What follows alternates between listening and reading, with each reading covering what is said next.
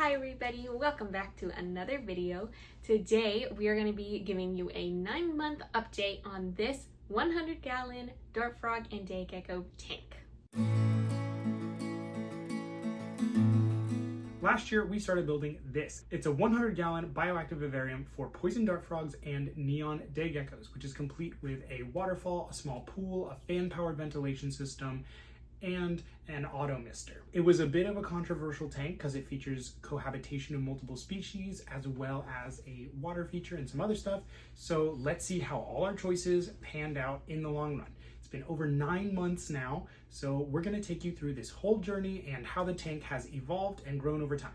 We got contacted by our client last December, and he wanted an epic large vivarium for his home office that would house day geckos as well as poison dart frogs. And he also wanted to try breeding them.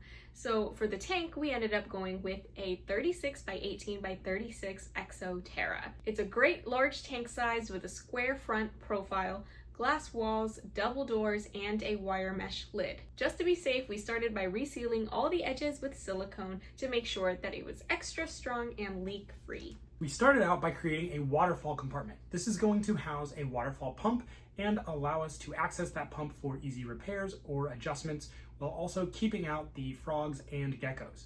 We used foam sheets as our building material, scoring them on one side and then snapping them to form a flexible joint. By scoring and folding just once, we can make a square compartment that runs from the bottom of the tank to the top. We cut a hole in the bottom of the compartment and covered it with sponge. This is going to allow water to flow freely into the pump, and the sponge will filter out any debris that could get caught in the pump intake. About halfway up, we poked a hole large enough for the aquarium tubing to go through.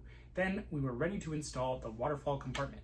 We placed the aquarium pump to the back left and surrounded it with our foam. Where the outtake of the pump emerged from the compartment, we attached a plastic cup filled with holes to distribute the flow of water more evenly and randomly. We made sure to seal everything in place with some aquarium-safe silicone. You can find the links to all our materials like the foam, pump, and silicone in the description, and using our affiliate link is a great way to support the channel. In a sealed, high-humidity tank like this one, keeping air circulation can be super important for both the animals and the plants, so we needed to construct a ventilation system powered by a small PC fan. Using our scoring and snapping method to shape the foam, we made an air duct in the shape of an upside-down T, including a pocket for the fan at the top. It's going to draw air in here at the intake before blowing it downwards, and out are 2 outtakes on the right and left. We covered both the intake and the outtakes with wire mesh so no one can get into the ventilation system. If you want to learn more about ventilation systems, check out our video where we go over some different building options in more detail. Both the waterfall and the fan compartments have openings at the very top of the tank that are capped in black sponge. If they ever break down, they can be easily accessed and replaced. With all our hidden electronic components in place, we moved on to the Hardscape. Now the Hardscape is really the bones of your tank. This is what is going to be under the dirt and plants that gives your scape its structure. It could be driftwood, it could be bark, or stone. Plants might shift and change over time, but the hardscape is going to always remain the same. We started with our waterfall. We used flat pieces of cork bark to create shells for the water to cascade over. These pieces of bark get larger the closer they get to the front, which makes the tank look larger and deeper by bringing in some forced perspective. We glued everything in with our aquarium-safe silicone. Besides cork bark, we're using some medium-sized pieces of Malaysian driftwood attached together to all look like one big piece, like roots growing over the waterfall. We did something similar on the right side to frame the tank between these 2 wooden tree-like structures. We used some more driftwood and cork grounds to blend in and hide the aquarium pump compartment and the fan, as well as give us some basking spots high up for the day geckos that's going to be hit directly by a heat lamp. We also glued in some plant pots as we went to provide elevated areas of soil that the plants can use for nutrients as they cover the walls. With the hardscape in place, we moved on to spray foam. We're using black pond and stone expanding foam. We filled in all the gaps and crevices in our background. As the foam expands, it will cover the glass walls on all 3 sides and lock our hardscape firmly into place. We also use the foam to blend in our bulky compartments a bit more so that the air duct and the waterfall are no longer as visible. Then we added our drainage layer, which is a thick piece of aquarium sponge. This tank is going to have about 2 inches of standing water at the bottom, which is going to be beneath the substrate and fully saturated with water. This water is going to be circulated continuously by the waterfall pump, and each day some of the water is going to evaporate and condense within the tank, which mimics the water cycle in the real world. To create a small pond, we cut out an area from the sponge drainage layer. This is going to create a pool below the water line that is going to be visible from the front. We lined the edges of the pool with some cerulean stone and hardscape pieces, and then filled it in with more spray foam. Once the foam is cured for 8 to 12 hours, we can peel at it with our fingers and or cut it with an X-Acto knife. By doing this, we can carefully shape the background how we want it to give it an uneven, rocky texture. We applied our foam and sliced it in sections since this tank was so large. Next, we coated our background with our silicone, using gloves to smear it into every nook and cranny. We patted that wet silicone down with our substrate. We're using a mix of cocoa fiber, sphagnum moss, and aqua soil. This is going to allow the walls to retain moisture as well as have areas of nutrients for the plants, which is going to create a perfect situation for plants to grow up along the walls of the tank. If you want to learn more about this type of vivarium background, make sure you check out our spray foam and silicone background method video, where we cover everything in a lot more detail. And finally, we black out the tank with Plasti-Dip, which is a sprayable rubber coating. Once the Plasti-Dip was dried, we carefully packed up the tank, drove it over to our client's house, where we unpacked it, put down some plastic, and began to plant. This tank is sitting on an Exo Terra stand with plenty of space to house the water reservoir for the auto mister, as well as fruit flies, springtails, and other tank-related items. All the materials, including the tank stand, the lights, and the heat lamp, are going to be linked below with everything else. Once we were situated, we added a layer of substrate to the tank, sloping it toward the back to give it some more depth. Then we added some more driftwood and large pieces of cerulean stone along the bottom of the tank to blend it into the walls. Now we're ready for planting. We used a lot of different plants for this build, including Boston fern, Alocasia, Pothos, polka dot plants, creeping fig, Pilea depressa, prayer plants, and more. There's going to be a full list in the description if you're curious, and some of the plants were from the client's personal collection. If you guys want to learn more about some of the plants that we recommend that are easy to find, check out our video on common vivarium plants. For this tank, our general approach was to put larger plants like the fern in the background along with climbing plants like the Pothos. This way, they can fill in the background, grow up the walls, and not obscure anything. We put shorter plants in the foreground, including some cool patterns and pops of color like with the pink polka dot plant and the prayer plant. We put plants that tolerate higher levels of moisture in and around the waterfall area, including some aquatic plants like Anubias and Bucephalandra in the waterfall and pool. We also added a lot of moss. We pinned the moss to the foam with staples and toothpicks and tied it to the driftwood with cotton thread. Our final plants were some epiphytic plants called bromeliads. These awesome colorful plants grow without their roots in the soil, attached to the branches in a canopy. As long as their cups stay filled with water, they'll continue sending off new shoots to bring an awesome pop of color to the walls and branches of your tank. We attached these with super glue to several spots on the driftwood and the walls. In the wild, dart frogs will lay their egg in the center, and the tadpoles will grow up in the small cups of water high in the trees. Finally, we sprinkled the floor with some leaf litter and added our cleanup crew. We're using springtails and isopods, which are both small invertebrates that break down decaying plant matter and waste into nutrient-rich soil. They're also both great snacks for the inhabitants of this tank. And here is how the tank looked right after planting. Not too bad, right? We were super happy with it and excited to see how it was going to evolve. In tanks like these, you never know what plants are going to thrive or outcompete each other, and the look of the tank can change drastically over the span of just a few months. With everything planted and the cleanup crew in place, it's time to let the ecosystem settle for a bit. From this point on, the tank is going to really start to come to life. 2 months later, and the client added in 8 Dendrobates auratus, Highland bronze, and 5 neon day geckos, which had 1 male and 4 females. You have to be careful with your male to female ratio with neon day geckos because the males could fight. The Highland bronze have this beautiful black and blue kind of shiny coloration. At first, they mostly just hung out beneath the waterfall, but they could be heard calling, which is super cool. It's a great indication that they're happy, healthy, and breeding. The plants were all doing well, growing in pretty steadily, but some of the moss was starting to get a bit dry, especially near the heat lamp. The day geckos really like hanging out at the top because they can access their little cups of gecko diet and it's closer to the heat lamp. They're also pretty brave because they're diurnal, so they're always out and about and you can see them crawling around. The dart frogs, on the other hand, are pretty shy at first, only really coming out when it's feeding time, which has been our experience that they're a little shyer, but once they get used to humans walking around, they can become quite brave. To keep day geckos with dart frogs, this is addressing the first maybe controversial thing about this tank, you need a tank that's big enough to have a variety of different conditions. The geckos need a warmer, drier climate, and the dart frogs need a slightly cooler, more high humidity, damper climate.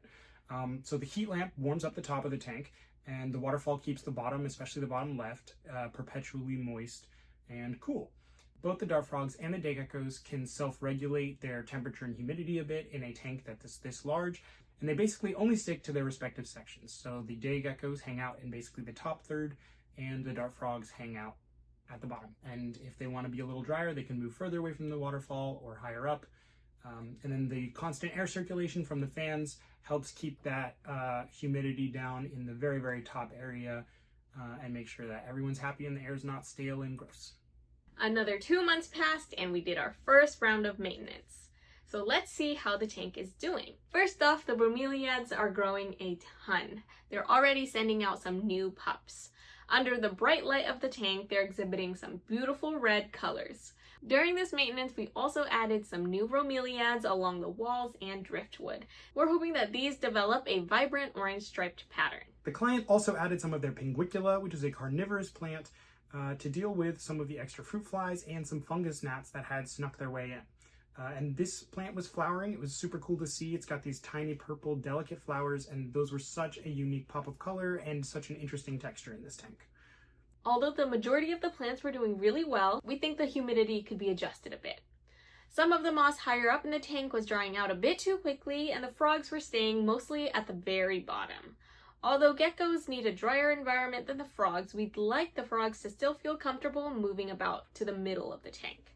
To fix this, acrylic panels were installed on top of the mesh lid, and the misting schedule was increased slightly. As one of you guys pointed out, these day geckos live in and around bamboo in the wild, so we picked up some small pieces to sprinkle around the canopy where they like to hang out. That was a great call. They immediately crawled all over it, and they seemed to like it. The frogs continued to call, and any minute now, they might start laying eggs. Another 2 months later, and we've got what we're waiting for. In the pool at the base of the waterfall, a tiny little tadpole was swimming around. A lot of people were very worried about the water feature in this tank, but this is exactly why we included one. There's a misconception that water features should never ever be added within dart frog tanks because the frogs could drown. And we tried our absolute hardest to see where this originated, and all we could find is 1 or 2 forum posts of people finding dead frogs in their water feature, and then other people referencing those original forum posts. So it seems to be a very limited and select bit of anecdotal evidence.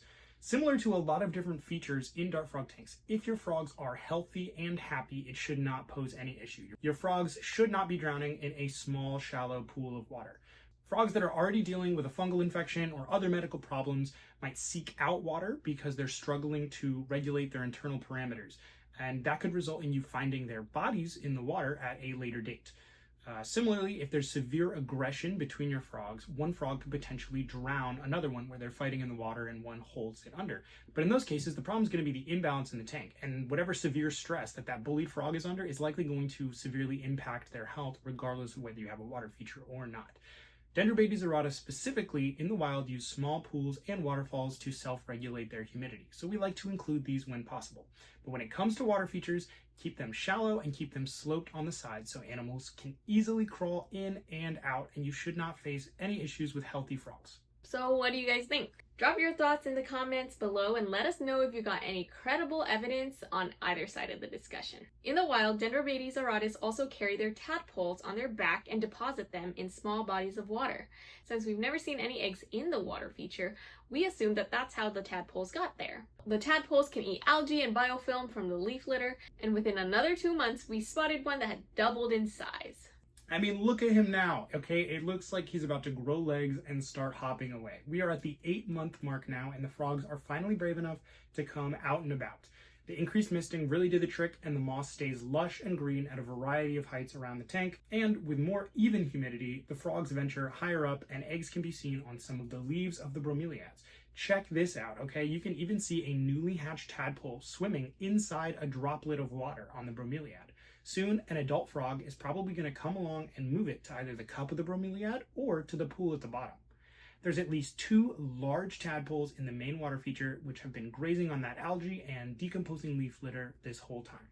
And the frogs aren't the only ones having babies. The day geckos have laid at least one egg, and you can see them carrying more in their bellies. Within a few more months, we're probably going to see a bunch of baby geckos crawling around in the canopy. This is really awesome news since the neon day geckos are absolutely stunning. Definitely one of our favorite parts of the tank. On another note, we thought the waterfall had broken, but it turned out that a root of the Pothos was actually clogging the outtake. So a quick trim and it was flowing super strong again. The Pilea depressa Tiny Tears has taken off. It's carpeting the back wall here on the left, and we totally love it. And the total number of bromeliads has almost doubled since our initial planting. The tank feels so much more alive. And the now brave dart frogs are everywhere, chilling in the waterfall, hiding in the shade of the larger plants, climbing all over the hardscape. The shiny metallic looking black and blue of the Highland bronze is really unique, and their calls are super quiet and soothing. The day geckos love scuttling over the bamboo and basking on the log. They very rarely ever descend from the canopy and stay mostly right at the very top, somewhere the frogs rarely go. Which brings us to this month, okay? The tadpoles have officially become froglets and left the water. These are the first ever natives born inside this tank. Look how small they are next to their parents.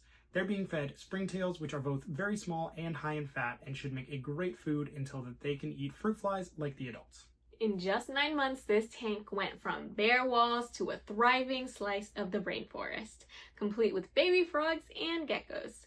Every tank evolves differently, which is a part of what makes this hobby so fun and exciting, and it's so great to see how little ecosystems can evolve and change over time. And shout out to the people who commissioned this tank because they have done an amazing job taking care of it, and they've really made it their own. Let us know what you guys think of this build and how it's grown in. We're going to be back with another update once those baby geckos hatch, so make sure you're subscribed so you don't miss it. Thank you as always for watching, engaging, and supporting the channel. Please continue to like, comment, share, and subscribe. We really appreciate it, and we'll see you in the next video.